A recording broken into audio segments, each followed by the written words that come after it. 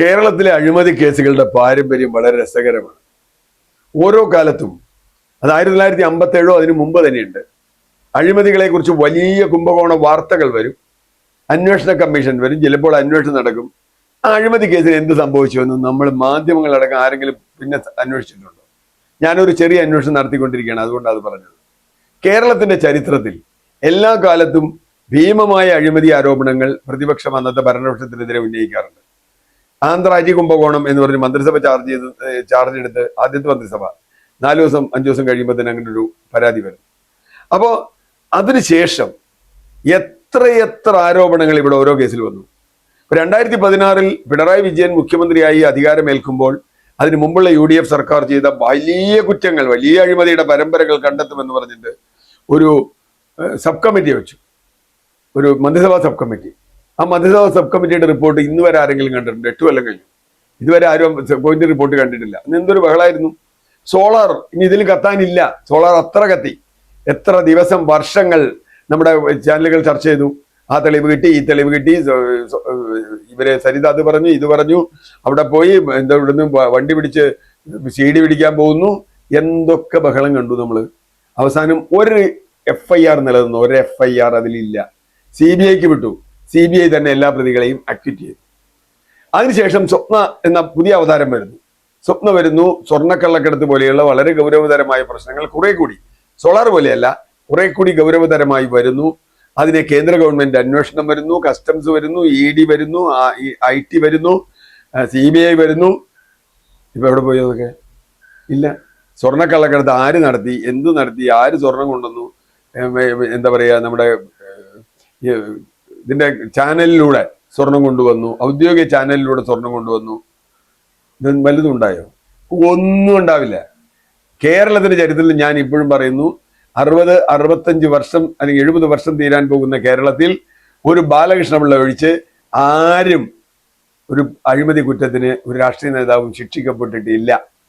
ഇപ്പൊ നമ്മുടെ പാലാരിവട്ടം പാലത്തിന്റെ കാര്യം വളരെ രസകരമാണല്ലോ. എന്തൊക്കെ ബഹളായിരുന്നു പാലാരിവട്ടം പാലം. ഇപ്പൊ എവിടെയാ കേസ്? അപ്പോ യഥാർത്ഥത്തിൽ മാത്യു കുഴൽനാടൻ കൊടുത്ത ഹർജി വിജിലൻസ് സ്വീകരിച്ചില്ല എന്നതിൽ എനിക്ക് ഒരു അത്ഭുതവുമില്ല. കഴിഞ്ഞ കുറെ വർഷങ്ങളായി വിജിലൻസ് ഏതെങ്കിലും കേസ് കൊണ്ടുവന്നുണ്ടോ? ഇപ്പൊ മാത്യു കുഴൽനാടനെതിരെ വേറെ വിജിലൻസ് കേസ് കൊണ്ടുവരുന്നുണ്ട്. അതിപ്പോ വിജിലൻസ് എടുക്കുന്നത് വിജിലൻസ് ഡിപ്പാർട്ട്മെന്റ് ആരുടെ കീഴിലാന്നൊക്കെ നമുക്കറിയാം. കേസ് എടുക്കും, ആ കേസ് എവിടെ പോകും?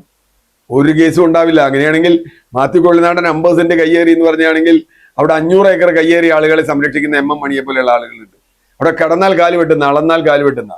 അപ്പൊ ഇനി മാത്യു കുഴൽനാടൻ അന്വേഷിച്ചാൽ ബാക്കിയൊക്കെ അന്വേഷിക്കേണ്ടി വരും. അങ്ങനെ അന്വേഷിക്കണേ എനിക്ക് സന്തോഷമുള്ളൂ. കാരണം മൂന്നാറിലെ എല്ലാ കയ്യേറ്റങ്ങളും അന്വേഷിച്ച് കയ്യേറ്റം ഒഴിപ്പിക്കണം. അണ്ട് VS അച്യുതാനന്ദന്റെ കാലത്ത് നടന്നിട്ടില്ല. അപ്പോഴാണ് മാത്യു കുഴൽനാടന്റെ ഹർജി തള്ളുന്നതുമായി ബന്ധപ്പെട്ട് ആവിയായി പോകുമോ? മാത്യു കുഴൽനാടന്റെ ഹർജി തള്ളിയത് കൊണ്ട് ആവിയാവുന്നതല്ല. SFIO അന്വേഷണം വളരെ ഗൗരവതരമായ തരത്തിൽ അതിൽ മാസപ്പടി കേസിൽ നടന്നിട്ടുണ്ട്.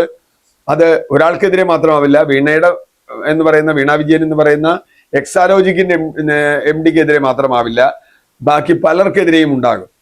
അങ്ങനെ വന്നാൽ അന്വേഷണം മുമ്പോട്ട് പോകുമോ? ഞാൻ പ്രതീക്ഷിക്കുന്നില്ല എന്ന് പറയാൻ കാരണം ഞാൻ നിരാശാവാദി ആയതുകൊണ്ടല്ല. കാരണം അഴിമതി വന്നാൽ ഇവരും കേന്ദ്ര സർക്കാരും ഒക്കെ തമ്മിൽ അണ്ടർസ്റ്റാൻഡിങ് ഉണ്ടാവും. ഇപ്പോൾ തന്നെ ഞാൻ കരുതുന്നത് കരുവന്നൂരും സ്വർണ്ണക്കള്ളക്കടത്തും ഇപ്പോൾ എക്സാലോജിക്കും ഇതെല്ലാം അന്വേഷണം നടത്തി CPMന്റെ മേൽ വലിയ തോതിലുള്ള സമ്മർദ്ദം കൊടുത്തിരിക്കുകയാണ് കേന്ദ്ര സർക്കാർ.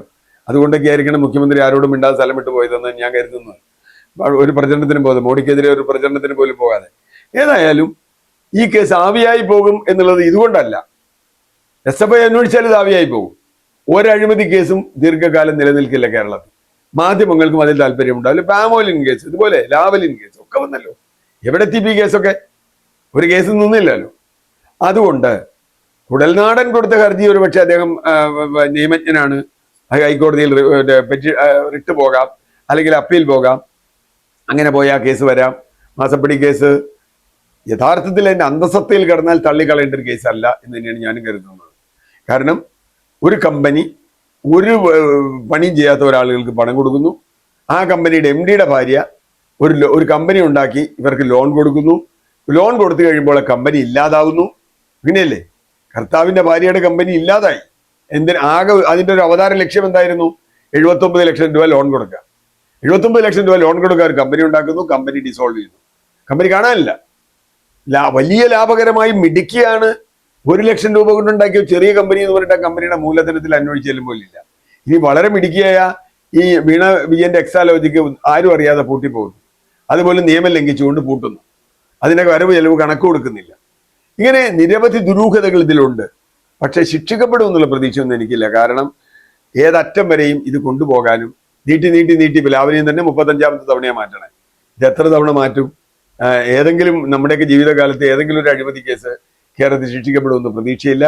പക്ഷെ കുഴൽനാടന്റെ പോരാട്ടം അതിന് ഞാൻ അംഗീകരിക്കുന്ന ആളാണ്. കാരണം കുഴൽനാടന്റെ പോരാട്ടത്തിലൂടെ സത്യം ജനങ്ങൾ മനസ്സിലാക്കുന്നുണ്ട്. അഴിമതി ശിക്ഷിക്കപ്പെട്ടില്ലെങ്കിൽ പോലും തനി എന്താ പറയുക ന്യായീകരണ തൊഴിലാളികൾ ഒഴിച്ച് ബാക്കി എല്ലാവർക്കും എവിടെയോ എന്തോ കുഴപ്പമുണ്ട് എന്ന് ബോധ്യപ്പെട്ടിട്ടുണ്ട്. കർത്താവിന് ചെയ്തു കൊടുത്ത സേവനങ്ങളുടെ കാര്യം കോടതി അംഗീകരിച്ചില്ലെങ്കിലും നമുക്കറിയാം സേവനങ്ങൾ എന്താണെന്ന്. അപ്പൊ ഇതൊക്കെ ജനങ്ങളുടെ കോടതിയിൽ ഒരു പക്ഷേ ഇത് വിധിക്കപ്പെട്ടേക്കാം. നിയമ നീതിന്യായ കോടതിയിൽ ഏതെങ്കിലും ശിക്ഷ ആർക്കെങ്കിലും കിട്ടുമെന്ന പ്രതീക്ഷ എനിക്കില്ല ഈ കാര്യത്തിൽ.